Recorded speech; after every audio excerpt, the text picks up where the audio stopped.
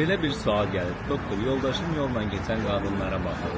Sizcə bu onun məni aldatdığı mənasına gəlir? Bununla sizinlə əlaqəli tərəfini vurğulamaq istəyirəm ki, bu biraz daha sizin özgüvənsizliyinizə işarət edə bilər. Çünki yoldaşınızın yolda nəyə baxdığını və yaxud da kimlərə baxdığının fərqində olmağınız sürekli onun nəzarət altında tutmağınızla əlaqəli bir şeydir və bir xəyanət edəcəyi və yaxud da ki, sizə aldadacaq kimi bir qayğı, təşviş sizdə daha ciddi bir səviyyədədir.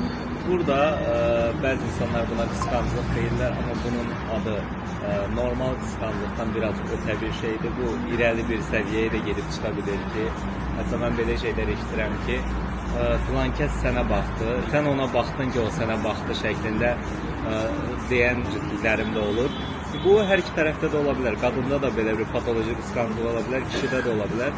Amma burada bilməyiniz lazımdır ki, qarşı tərəf bu şəkildə təzyiq edərək və yaxud da qısıtlayaraq qorxduğunuz şeylərin, yəni öz-özünü doğrulayan kəhanətə səbəb olur. Həmin insan özü haqqında, demək ki, mən daha üstünəm, daha başqalarını da əldə edə bilərəm kimi bir düşüncəni onda yerləşdirmiş olursunuz və bu bir şəkildə xəyanətə doğru getmə yolunu sürətləndirə bilir. Öncə elə deyim ki, bu gözdür.